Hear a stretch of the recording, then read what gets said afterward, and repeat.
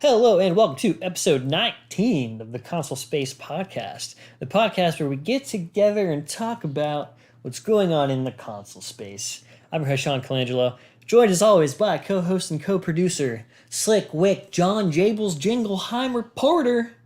It's me. How's it going, Waldo? It's going good, Sean. Also joined by co-host, co-producer, the raddest dad you wish you possessed and or had, Rob Kettlewell. Is there a difference between that? Depends on the situation, if you know what I mean. Wow. How you doing, Rob? I'm good, Sean. How are you? Pretty good. Rob graduated. Yay! Oh, yeah. Yeah, weight off my shoulders. So why don't you tell us about business ethics? Yeah. All right.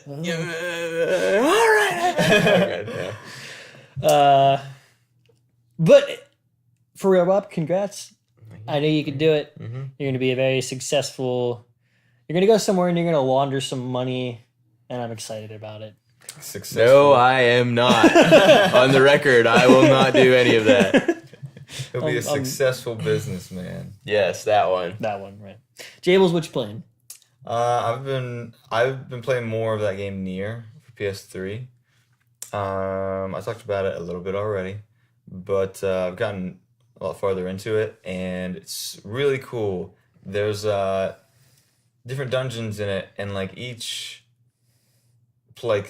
new place that you go will have a different perspective or gameplay aspect to it. It's really interesting. Like you'll go into one place and it'll do top down camera, and it'll be like a different perspective, and right. You'll go somewhere else. There's one part that was basically a text-based adventure type situation, so it keeps switching gameplay, either modes or, like I said, perspectives, and it's really interesting. I'm having a lot of fun with it. There's a lot of surprising things in it, so. Yeah, I think you were saying, I think you were saying you heard a lot of that it starts a little slow, but that once you get sucked into the story, it's actually nuts and Yeah. Yeah. Okay. Yeah, there's I don't know what there's something going on behind the scenes throughout the whole game that I'm just not aware of yet. There's things that are hinted at throughout the entire story that you're it's gonna come back up later, something weird's gonna happen, and I don't know what it is yet. So it's got me intrigued. It's got me interested. So, but you would say that you've gotten very far in the game Nier. I would say I'm near the end. So how near? Oh damn it! You screwed it up. I was gonna say how you blew it. How far are you from completing Nier? I would say I'm nearly there. No! Oh my gosh. Oh my god. I don't really know, but it feels like I'm pretty far into it. Feels like I'm pretty far into Nier. Feels pretty far into Nier. Well, to me, it feels like the very first time. To me. That makes sense. You know what I mean? No. But no, we don't have the rights to that song, so no. Yeah, don't... Who is it? It's Foreigner. It's Foreigner. It's always Foreigner. Did we ever tell you our theory on Foreigner? Oh, wait, is that the lyric you were saying? Yeah. I thought you were doing Madonna. Oh, wow. Touch for the very first dirtier. time. All right, I like it. No, did we ever tell you our theory on Foreigner? No. If you hear a classic rock song on the radio and you're like, I know this song, but I can't think of who it is, it's always Foreigner. Oh, Always yeah, that's Foreigner. right. It's always Foreigner. That makes sense. I just watched the beginning of Reservoir Dogs the other day, so I thought you were talking about Madonna. Sure. Nice cover story. That's actually true. No one here knows that JP actually adores Madonna, Huge fan. especially her early work. I wish I could say that I was. I just don't.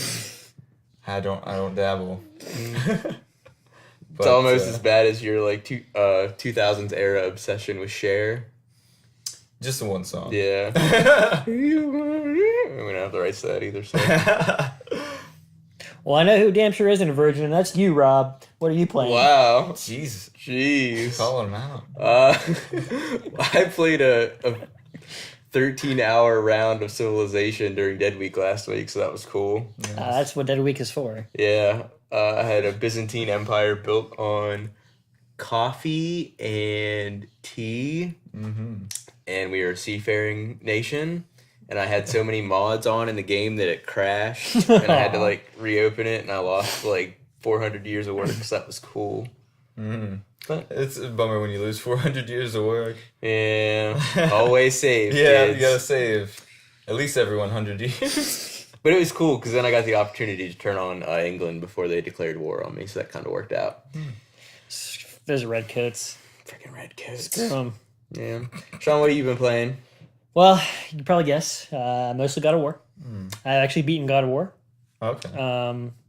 I'm actually only, I think, like 3 trophies away from platinuming it. It's just the last 3 that I need are gigantic pains in the ass. Like, they're, just really time consuming. And I'm like, do I really want to do it? Yeah. I might eventually do it, but I'm not in a super big hurry to do it. But man, what a game. Yeah.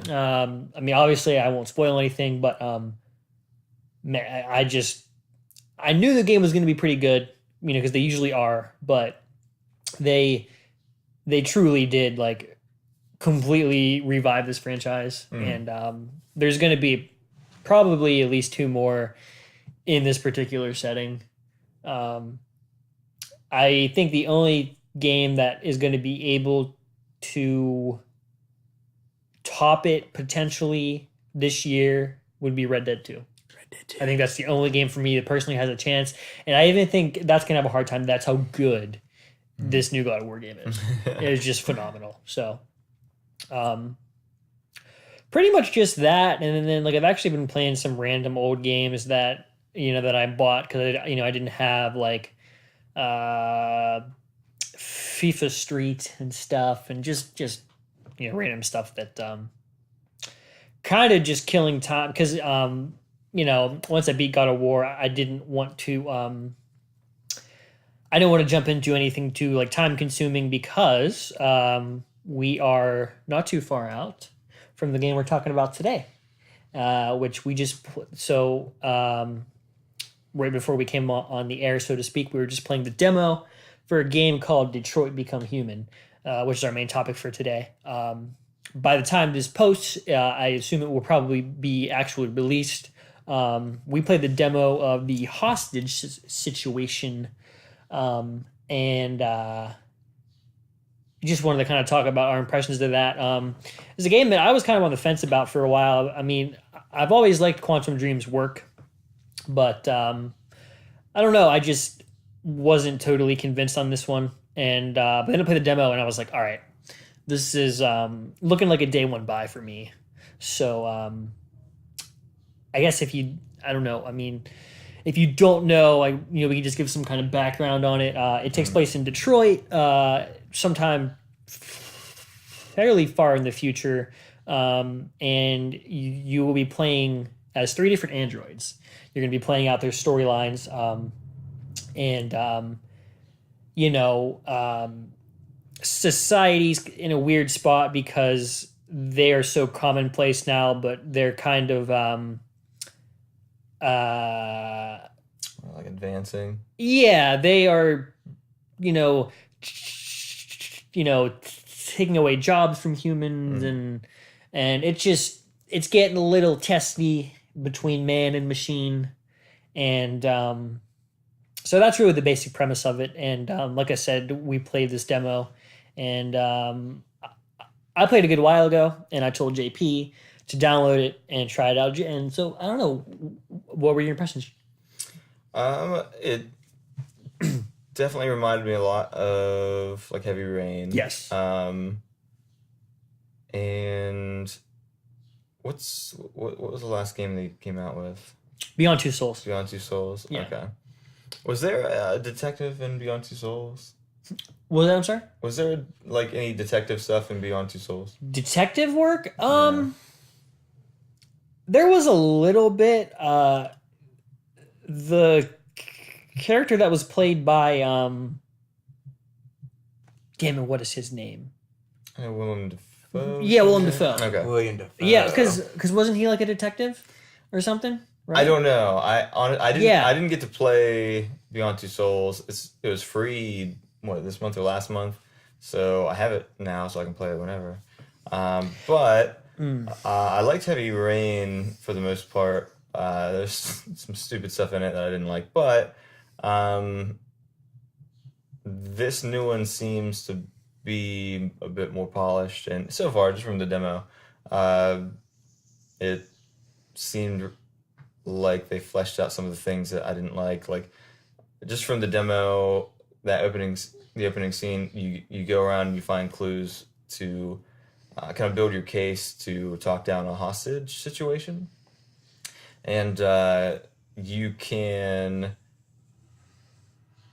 It does feel like you can really take different routes, and you only have a certain amount of time to find clues. You got to think, okay, well, should I go over here and look in that room, or should I check out this crime scene over here? Like, and then it gets to a point where it's like, okay, I have to do something right now. So it does feel like you have to make some choices right off the bat. So it was cool. And after you play it, it shows like the map of like all the choices you made and what you could have done, and some things that branch off, and you can go back through and try to get a different ending. And it's cool. We got 2 endings before we started the podcast. One good ending and one bad ending. That's putting it lightly. Yeah, probably the worst ending, and The second one, I think we did it just to see how bad the ending could be. Yeah. And the first one was probably at least one of the better endings. It was a successful mission. So yeah. I'm excited for it. I think it looks. I heard bad. I know Sean liked Beyond Two Souls. I heard some bad reviews about it, and I didn't get it. So but I do think I'm interested in getting this one. Yeah, so obviously, like we were saying in the demo, you play you play as one of the androids named Connor, who is some kind of copper detective or whatever. It looks like when you're playing as him, it's going to be very Heavy Rain-esque. Yeah. Whereas when you're playing as the other 2 characters, it probably won't be. But yeah, but for sure, when you're playing as Connor, I think it's going to be very much like Heavy Rain. So if you're a fan of it, you will at least like his sections of the game. Yeah, I guess it kind of reminded me, now that I think more about it, and this is what I was thinking of earlier, but there's one of the detectives in Heavy Rain, he has like the glasses or whatever, that you can see the clues. Yep. That section reminded me of this section from Detroit. Yeah, it's extremely similar. So and that's probably not by accident. I mean, they know how, I don't know for sure, but I would venture to guess that Heavy Rain's probably their best-selling game. I mean, Probably. that would be my guess. Yeah, and I guess that section, like those sections from Heavy Rain, I feel like it was a lot easier to. You walk around, find everything. Some things were a little bit tedious; you couldn't find them, but eventually you get everything and move on. And this one felt like you kind of could see like what your options were, and you had to do it and make decisions under a time limit. And I kind of like that better. Yeah, for sure. So, yeah, like I said, that's probably not by accident, because they know how huge that game was for them. So I definitely could see them being like, well, let's put at least one character in here with that kind of, storyline in it. But and again, we've only played the demo, so we don't really know. But from what I've heard about it, the overall game itself has actually like a really great story and like really great world surrounding it. So I'm definitely looking forward to seeing the big picture. You know what I mean?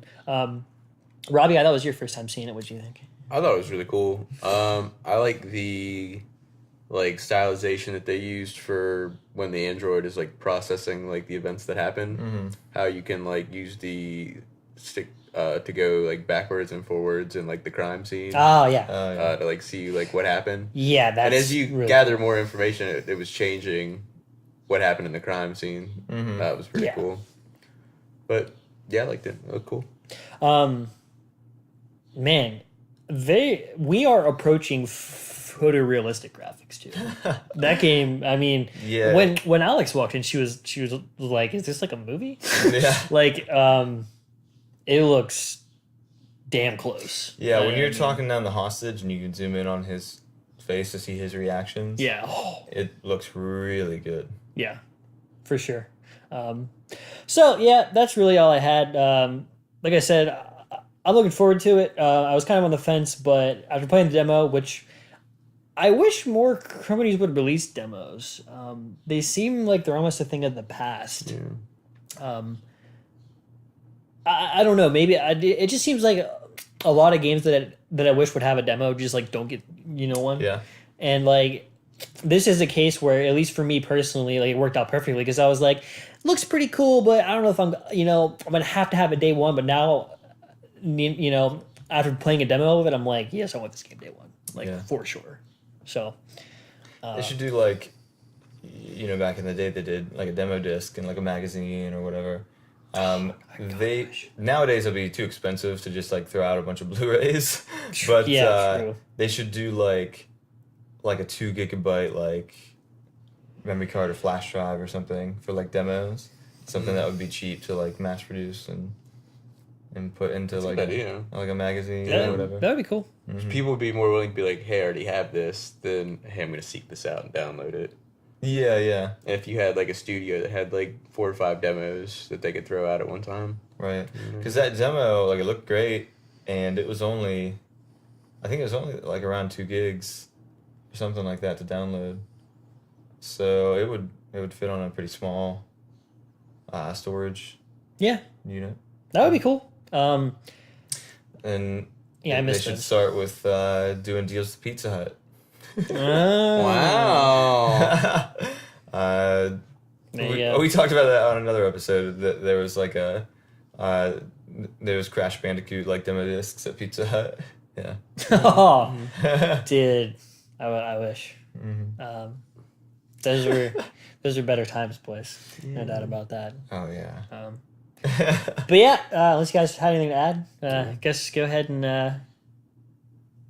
wrap it up with the last segment. All right. Yeah. So for our last segment, we read the back of an old game case because they get pretty ridiculous, and it's fun. Do you want to go first, Rob, or you want me? Yeah, I'll go first.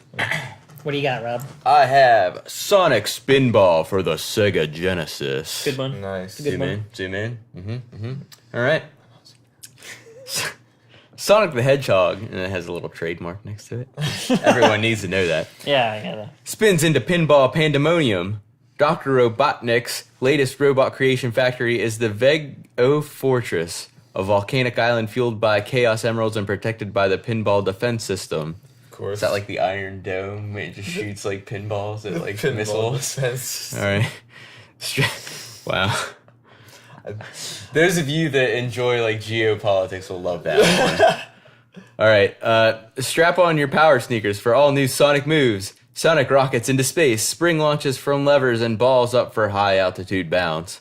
Multi-round zones of wild Sonic action through glittering caverns, oozing toxic pools, and boiling lava pits. Up to 4 players can fight a whole new generation of evil enemies, including Roboheads, jet-propelled Crondors, and the Buzz Bombers. All right. 1 to 4 players.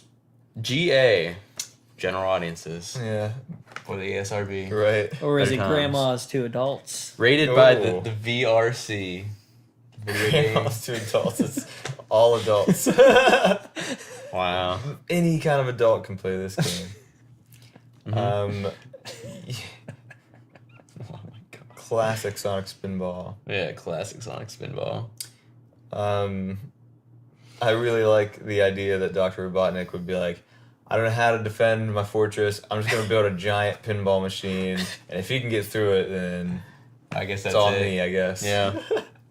I bet he like explained the whole system in detail beforehand too. Oh yeah. And Sonic, I know you're about to infiltrate my base. I want to let you know there's some rules. I bet that is like the cutscene to begin the game. Jesus, there's a really super detailed cutscene in it. It takes up like the whole like It's a live action. The whole cartridge. Like the whole live cartridge. action FMV. All right, what you got? Tails, JP? what do you got? I got Extermination for PS2. I've never heard of that actually. Extermination, it's kind of like a Resident Evil Rip off. type game, yeah. Okay. All right, so it's a really early PS2 game, I think. It's 2001. Ooh, very beginning. Yeah. So, welcome to the endangered species list. Oh shit. You're under orders to uncover the cause of a distress signal emanating from a secret military base in Antarctica. Once there, you find the base contaminated by a virus that has ferociously infected and mutated every living and non-living thing in sight. And you're next. You've never felt pressure this intense. You can't think, can't blink. It's just you and a tenaciously unstoppable virus bent on infecting the world. You are U.S. Special Forces Recon Marine Dennis Riley, and you're on a mission that seems impossible.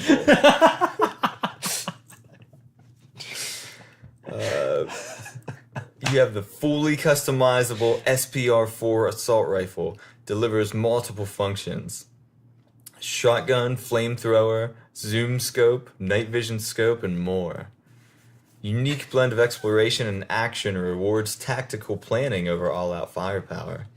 Unexpected twists force you to make decisions on the fly. And enhanced music and sound effects add to the chilling intensity. So that's why we like to read the backs of game cases, because they make the game sound like the best thing ever created. Yep. And yeah. You know what that sounds like to me? A cross between Resident Evil and The Thing. Exactly, that's what it is. I'm pretty sure that's like a Twilight Zone episode or something. Where they take Resident Evil and the Thing and mash them together. Yeah, pretty much. Isn't the first? What was the first line from that? It's like you're next. Welcome to the endangered species list, and it ends with "and you're next." I'm pretty sure that same line is like on a Dino Crisis. It might be. I have Dino Crisis 1 over there, but Wow. welcome to the endangered species list. I bet that's on the back. Yeah. Yeah, the game's not that bad. It's known for having some of the worst voice acting like ever. There's it shows up in a lot of compilations of like worst voice acting. And it's not by Sega. No, this is Weird. this is by Deep Space Deep Space. and Sony. We're gonna launch that game into Deep Space, so it's never seen again. Yeah, I think it's just published by Sony and developed by this Deep Space Entertainment. I just threw entertainment in there because it sounds right. But yeah. Wow. Your U.S. Special Forces Recon Marine, Dennis Riley. How long do you think that meeting was to decide on what his name was going to be? Dennis Riley? Yeah. For a split second, I thought you were saying Dennis Rodman. That would have made the game exponentially better. I was like, wait a minute, what? Jesus. Worm! Somehow you're Dennis Rodman. It was probably a pretty long meeting. They probably had a lot of like deciding on like, are you just like a Marine? Well, you're a Special Forces Marine. Well, like a U.S. Special Forces Marine. But you're doing like a recon mission? Well, you're U.S. U.S. Special Forces Recon Marine Dennis Riley. That rolls right off the tongue. Oh, makes sense. Okay. It's a good action name. Hero rolls right off the tongue. Yeah. Yeah. And this one's rated M, as you can imagine. For moms. For blood and violence. Wow. So yeah. So we got one for grandmas and adults. That was a really good One for moms. explanation, though. It is Resident Evil plus the Thing. Yeah. All right. I think that's I it. think that's it. That's it. There was an X-Files episode that did that too. Really? They like went to like the North Pole. Oh, you're right. Yes. Yes, that it is like this. Yeah. Yeah, they get trapped in a base that they go to explore, and it's basically like the thing. Because it's Yep. like a parasite. Yep. Yep. Same thing. All right. All right. We figured Found it a out. trope. Cracked case. Wow. No, it's not cracked. Oh, I see it. Oh my god. Thanks for watching. Love you. Bye.